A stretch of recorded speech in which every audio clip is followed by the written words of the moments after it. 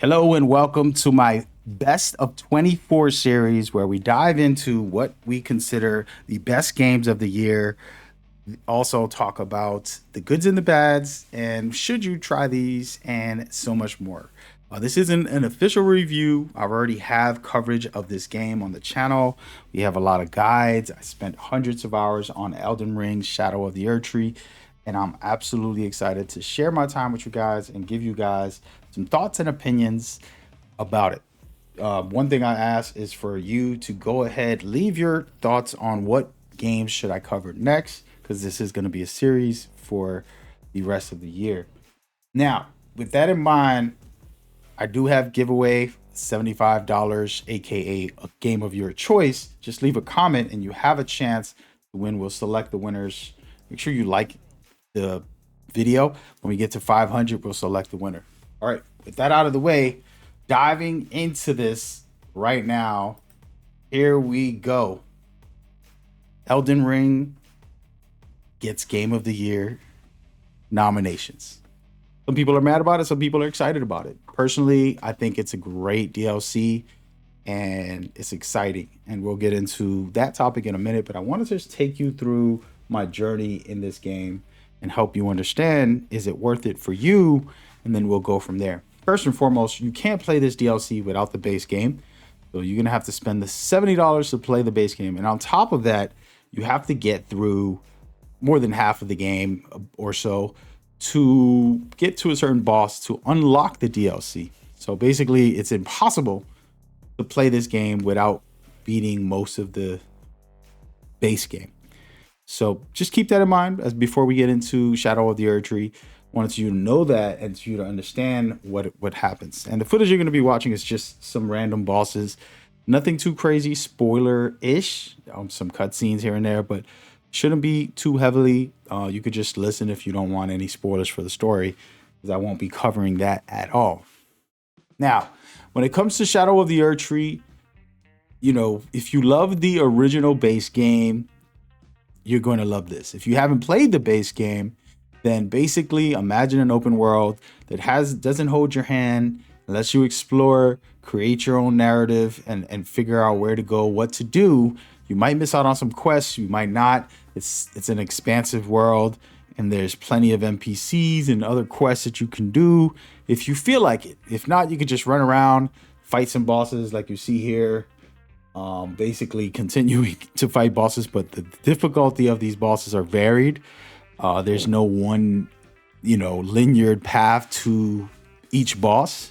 It's basically you can walk 5 feet and fight the hardest boss in the game, and then 2 feet and fight the easiest boss right after. So that's how that works, and it's pretty fun that there's no handholding, and that's something that they did very well. And that's something that From Software does very good, to let you explore and go around the world as far as the base game and the DLC. So that's still the same. And from there, you're going to have yourself a good time. Now, you do got to get to a boss to get to this DLC. Once you get to the DLC, I do want to take a moment and showcase how that would look the moment you walk in. And this is my current playthrough of this game. And yes, these are locations that you can actually visit if you take a little trip down Exploration Road. And it's a very cool game. Again, I absolutely love it. I want to talk about a couple of things. I'm going to showcase my stats here for my playthrough on this account. And then I'm going to talk about all of the cool weapons and things like that. This video is mostly about what makes this one of the best games of the year. So if you play the base game, you're going to be running around, running into different bosses, cool variations, some crazy fighting sequences from the bosses, amazing patterns and things like that. And then you have the chance to find incredible weapons. And the DLC has almost 100, I believe, weapons. Of course, they're just variations of the 8 new weapon types. So these are all new weapon types. And then within those weapon types, you get a solid, very cool, brand new, almost 100 of those. You get shields, you get talismans, sorceries, incantations, Ashes of War, I'm talking about 10 plus for each of those, and even 30 for some of them. So lots of things to explore and find. It is similar to the base game. They just added to it, basically flexing on you like, hey, we made a great game. We're going to create this expansion, expanding the repertoire. And what can happen is that it makes the base game even more fun when you go back and replay with all the new buffs, new skills, new abilities, spells, and weapons. Just adds value to the overall game. And then it just flows together well if you replay the game. And that's something that's exciting because, you want a game for some value. And one of the things that I absolutely love about From Software is they're able to basically put their flaws in front of you. So the game isn't some fluid combat, right? Like you see here, we're rolling, we're blocking, and then we're attacking. It's kind of the old-fashioned, day mechanics. And it doesn't look as flashy as some of the games that come out today. And while people can say that's a bad flaw, I think it's a great thing because they limit you very much. So it's like, okay, my one weapon can do this one special attack. I want to find another weapon that does electricity or does some type of AoE. Now I'm collecting these, excited to play very differently because of that. Since my limitations, they kind of basically encourage me to want to explore and find new things that open up my freedom to play the game differently. So this is their trickery, and it's one of the best things in the game. Another thing that I personally love when it comes to their flaws is that they keep it true to the old-fashioned feel and style, whether it's even just engine-wise, like some of the visuals on PC. A lot of people complain that, the textures and things like that should look way better for this game. The truth is they want to kind of keep it in that feel. And maybe in the future they'll upgrade and do something different.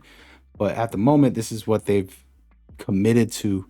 And that's what I love. They commit to what they're into. And I don't think the game is difficult, by the way.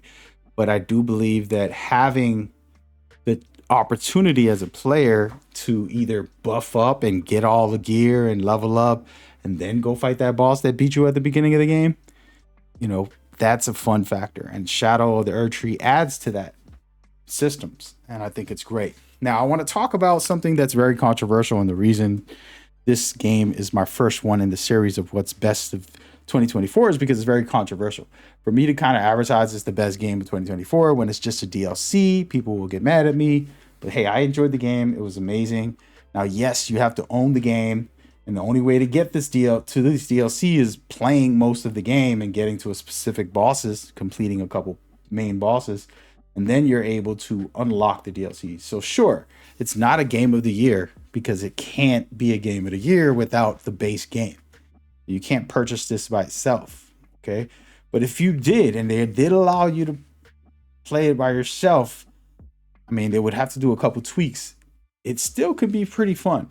The problem is it's using the base game. So all of the weapons, all the items, all the things, even enemies and bosses, they recycle a lot of the stuff. And so regardless of how great the DLC is, it's recycling everything, and the foundation of it all is from a full game that came out 2 years ago. So the arguments back and forth, hopefully not in my comments, and if it is, keep it civil, guys. Does it deserve to be game of the year or not? I think, that depends on each award show. There's award shows out there that have expansions of the year awards, which is the smartest way to go. And then there's award shows that don't do that, as we know.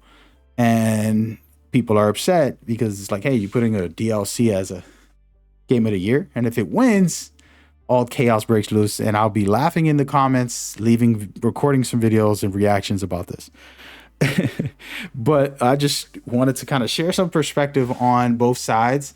I understand that it is a DLC, but let's just take it easy. It's a great thing to recommend a friend. I think for myself, if my friend has never played Elden Ring, I'd say, hey man, $110. If you have it, it could be worth it. But why not just play the base game, $70? If you end up liking that, you're going to love the DLC for $40.